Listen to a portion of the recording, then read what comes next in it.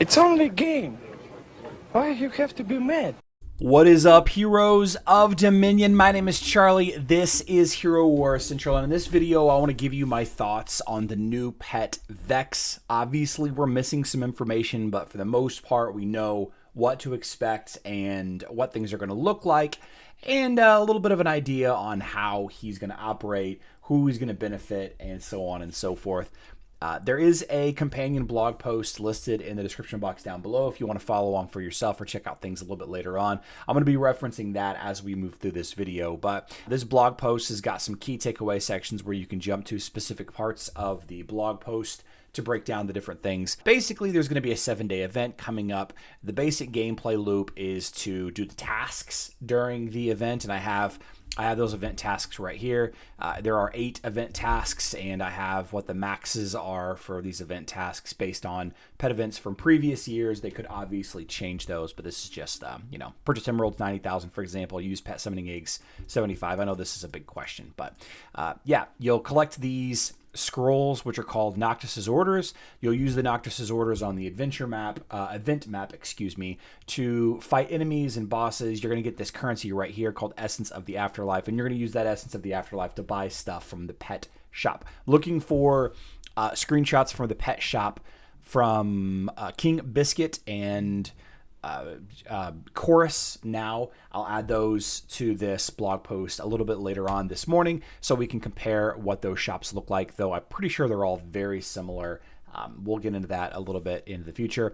The abilities are interesting in that they are affecting some of the physical attacking heroes, and actually for the most part some of the less popular physical attacking heroes I want to mention. Obviously, my boy Kark is in there. You see Zhu in there, who is a must level for the City of Asgard activity, fighting against Osh and all of that. But, you see some of these other heroes, Artemis, Darkstar, Daredevil, you have Elmir, Fox, Astrid Lucas, and then Kira, and then Ginger. Of course, Kira's getting a little bit of an upgrade here in the next coming weeks or so I expect her popularity to go up as well. I was shocked to see that there's, not many warriors in here. And matter of fact, the only pure warrior is Kark. Elmir, I believe, is a hybrid warrior. I think there might be another hybrid warrior. I think maybe Astrid and Lucas might be a warrior marksman, but affecting a good majority of the marksman-style heroes.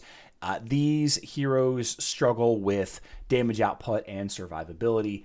And I know that a problem that I personally have with Kark, and a big reason why you don't see a lot of Karks in the meta right now, is because he has a problem finishing off enemy teams, especially with the multiple armor artifacts, tank armor artifact, Martha armor artifact, sometimes Helios and other armor artifacts being thrown around.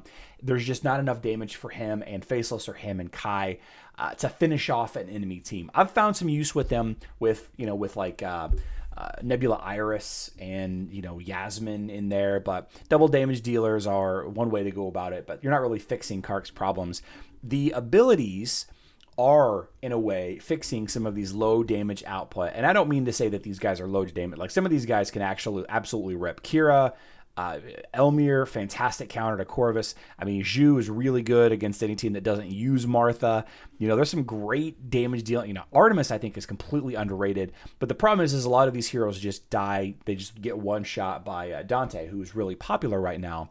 So I think that's going to be the thing that I'm going to say about this pet out of the gate is, since it doesn't protect your team against Dante, and Dante is like for whatever reason, the most popular hero to use as a damage dealer, I think that a lot of people are going to say that Vex isn't a good pet to level.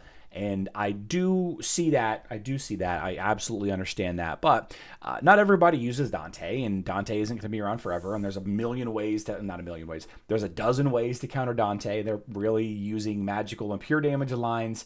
This does add a little bit of pure damage. If you can keep your damage dealers alive, I guess, then go crazy. So the ultimate ability is a damage over time effect. It can be dodged since it's a physical attack. So that actually could be not that great against dodge lines. If you have, a dodge artifact up from Aurora or Heidi or Dante or whatever, then this damage over time is a bunch of really small pieces of damage that can potentially be dodged. I think it can be dodged. It's physical damage, so it should be able to be dodged.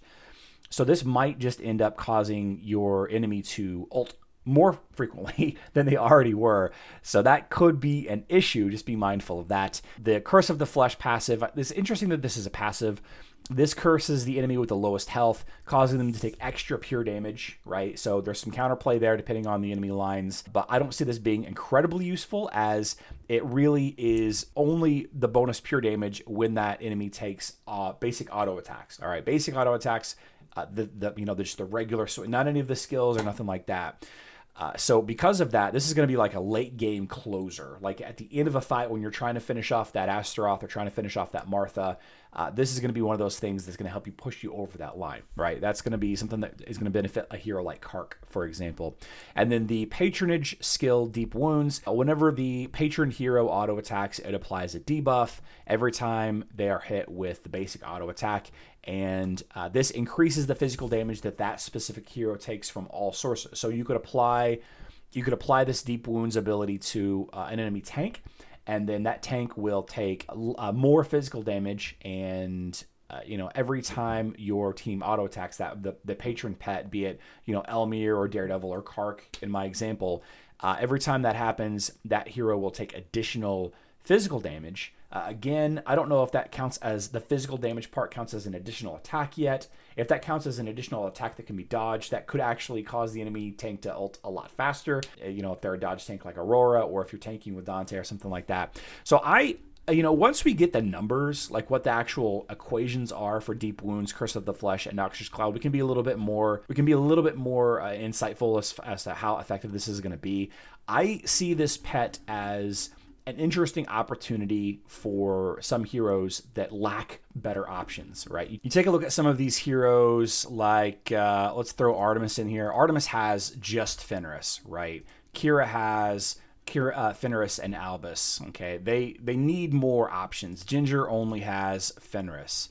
Aster and Lucas, I believe, has a couple. Yeah, 2. Fox has a couple, 2. So you can see where some of these heroes, they just don't have. Okay, so Daredevil has a few options. They need more options for pets. Kark has 2 options, Fenris and Mara.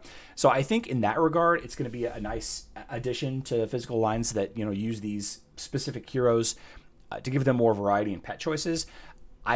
I'm not sure if the team-wide benefits that Vex brings is suitable for this meta right now. And I think that a lot of people are going to be echoing that sentiment as we get them unlocked. I don't know yet how I feel about this, but I'm leaning towards that Vex is not a must-have, because it really just depends on how this works. If this damage over time effect can be dodged, a lot of small attacks that don't kill the enemy charges them up pretty fast as well. That's why you don't see Kira used a ton, or Ginger used a ton. You still see them, but you don't see them a lot. It's because they charge up the enemy team's ultimate really fast, and it's a lot of small damage, so they don't kill the enemy team quick enough, and so they can it becomes a whole problem. You end up charging up people on the enemy team that wouldn't get charged that early on in a fight. And the same thing can be said for this Curse of the Flesh. I don't know how well this is going to, because this is only additional damage on basic auto attacks, right? So you're going to be potentially cursing somebody in the mid to back line, and then your auto attacks just aren't going to be hitting those heroes until you clear out the thick boy tank in front of them. So I don't know yet. We will learn more as the event gets closer, of course. The event goes live on October 19th at 2 a.m. UTC for web and 5 a.m. UTC for Facebook. And I'm sure we will be summoning Vex and leveling him up and trying him out in the future. So again, check out the blog post that is linked in the description box down below. We are going to be adding more content to it as we get more information. So it'll be a nice little catch-all for that. Yeah, I love you all. Good luck in Dominion.